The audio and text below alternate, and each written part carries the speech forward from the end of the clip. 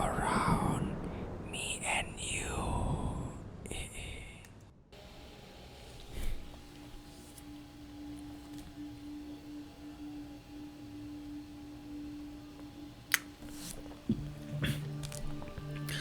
Hai teman-teman internet, kenalin, yang belum kenal sama aku, kenalin aku AB, dan aku adalah seorang pemikir. Dan apa ya, tempat terbaik untuk mikir menurutku bukan di kamar mandi, bukan di kamar sih, lebih tepatnya di motor. Pada saat kita sendirian, gak ada siapa-siapa, menikmati perjalanan dan sambil mikir, itu rasanya enak. Enak itu artinya the best lah, the best. Wandi aku pernah mikir gini, banyak orang bilang gini, kalau kamu pengen sukses kamu harus jadi orang yang kamu harus pernah gagal dulu, kamu harus pernah jatuh dulu, kamu harus pernah terpleset, jatuh ke lubang dan sebagainya. Habis itu kamu akan tahu gimana caranya oh gagal itu seperti ini. Akhirnya kamu belajar dari kegagalan itu. Bahkan ada motivator tuh bilang gini, nggak akan ada sebuah kesuksesan kalau kamu itu nggak pernah gagal. Nggak akan ada pernah pencapaian luar biasa kalau kamu itu nggak pernah merasakan jatuh dulu. Ya setuju sih. Aku pribadi setuju. Tapi pernah nggak kepikiran kalau dibalik jadi gini? Pada saat kalian hidup atau mungkin ya saya kan masih muda ya teman-teman, yang usianya masih 20-an lah. Nah, itu teman-teman minim sekali merasakan kegagalan. Nggak berani ambil resiko, nggak berani ambil, wah ini kayaknya harus aku coba, oh ini kayaknya harus aku ya keluar dari zona nyaman lah. Gimana kalau kalian di usia 20-an, di usia muda, takut buat mencoba hal baru, takut keluar dari zona nyaman. This is my comfort zone. Dan aku gak mau keluar dari sini.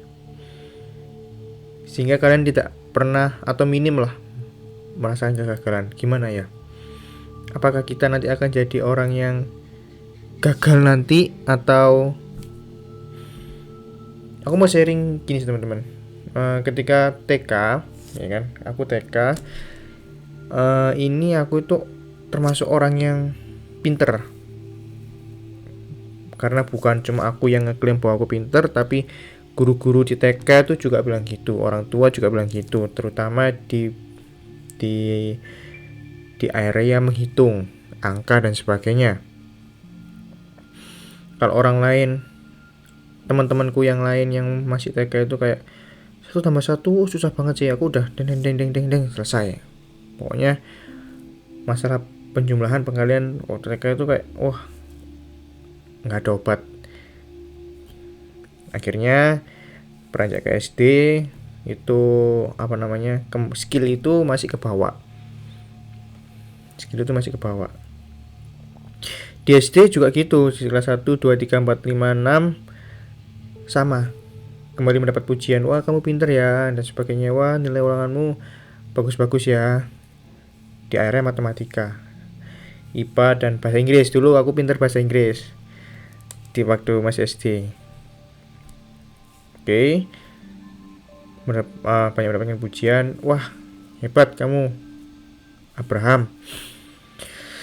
Terus habis itu masih kebawa sampai di SMP. Di SMP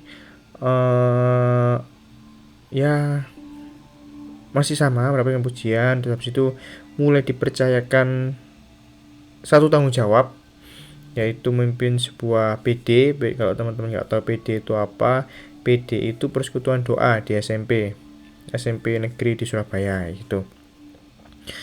Oke, jalan, mulai masuk ke SMA juga sama, dipercayakan beberapa tanggung jawab,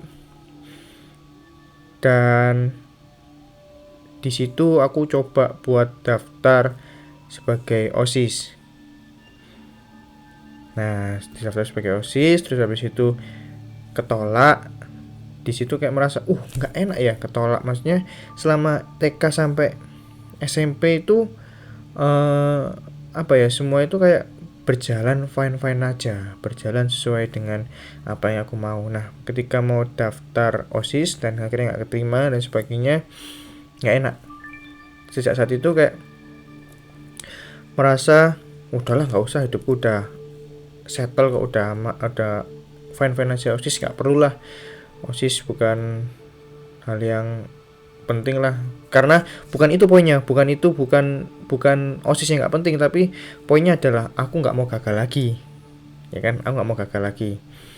Akhirnya seiring berjalannya waktu, oke, semuanya dipercayakan, tetap dipercayakan menjadi salah satu bukan panitia, pengurus di persekutuan doa di SMA. Akhirnya masuk ke kuliah, tetap mendapatkan apa namanya, tanggung jawab dan sebagainya.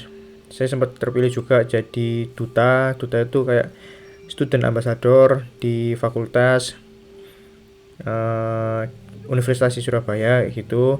Habis itu sempat juga jadi badan legislatif. Habis itu selama 2 tahun, habis itu naik lagi jadi dewan legislatif. Menurutku kayak wah, apa ya, kayak minim merasakan kegagalan. Kayak perasaan gak enak itu cuma menurutku ya satu kali itu pas SMA itu, kayak perasaan nggak diterima, perasaan nggak enak lah, pokoknya aku nggak mau lagi, nggak keterima gitu. Aku kan merasa tuh, aku adalah orang yang pintar, aku adalah orang yang cerdas. Nah, one day aku pernah, nggak tahu ya, karena mungkin aku belajar tentang dunia pekerjaan, tentang profesional, integritas dan sebagainya. Terus habis itu aku belajar. Lebih tepatnya kayak, aku sadarkan satu hal sih. Ternyata aku nggak sepintar itu ya. Aku nggak sesignifikan itu ya. Aku nggak secerdas apa yang aku kira selama ini ya. Dan itu menurutku adalah kegagalan terbesar sih, karena aku gagal menjadi orang yang seharusnya. Karena aku cukup merasa puas di otakku, puas, dan aku akhirnya sekarang merasa gagal. Untungnya aku sadar di usiaku yang sekarang ini, yang usia 20-an gitu kan, usia 20-an, maksudnya kayak coba kalau aku sadarnya di usia 40 50, ini mungkin lebih chaos lagi ya kan. Nah, apa sih teman-teman maksudnya itu? Di sini aku bukan bermaksud buat flexing ya, buat sombong. Abraham ini orang yang pintar di SMP, SD, SMP, SMA sebagai orang yang pintar dan sebagainya. Enggak. Justru aku kalau tahu tahu akan hidupku sekarang, lihat ke belakang kayak, nggak ada apa-apa ya, nggak ada apa-apanya.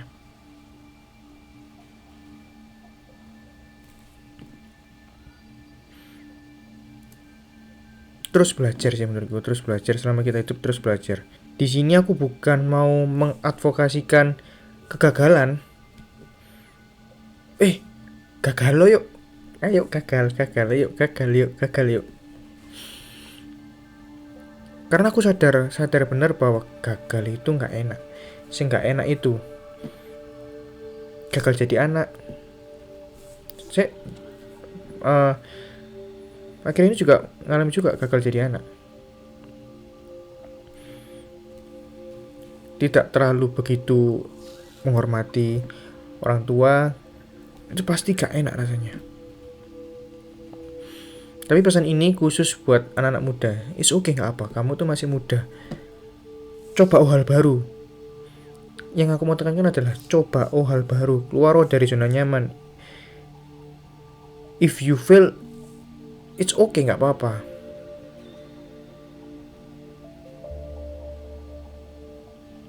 Hidupmu cik panjang gitu loh. Ini juga tamparan juga buat aku kayak gitu. Wah, coba hal baru, jangan ada di sebuah lingkaran yang kamu itu udah nyaman. Kamu nggak akan tahu di luar lingkaranmu itu ada apa. Kamu harus keluar dari lingkaran. Nanti kalau kamu udah buat lingkaranmu semakin gede, keluar lagi dari lingkaranmu lagi, buat jadi lebih gede lingkarannya, keluar lagi, makin gede, makin gede, makin gede, makin gede, makin gede.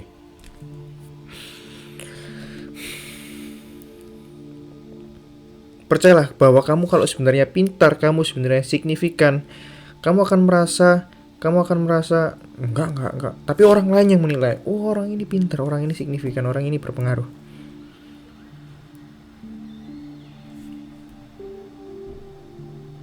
Ya mungkin aku mau sharing itu aja sih teman-teman, pengalaman hidupku.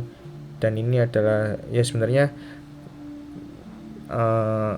pesan buat teman-teman dan buat aku soalnya baru realize juga ini akhir-akhir ini kayak, oh iya ya, selama ini aku minim merasakan kegagalan karena aku nggak mau keluar dari zona nyaman, karena aku memilih buat udahlah, nggak pengen merasakan kegak-enakannya sebuah kegagalan kayak gitu. Toh kalau kamu gagal ya, yang support kamu itu banyak. Kamu masih ada orang tua, kamu masih ada teman-teman dan sebagainya. Tapi kalau kamu telat mencoba hal barunya, nanti telat, ya mungkin orang tuamu sudah nggak ada, atau mungkin teman-temanmu sudah dikit, justru lebih susah. Gitu sih menurutku teman-teman. Mungkin itu dulu aja buat video hari ini. Tetaplah coba hal baru, jangan takut gagal karena kalian tuh masih muda. It's okay, nggak apa-apa. Yuk kita sukses bareng-bareng.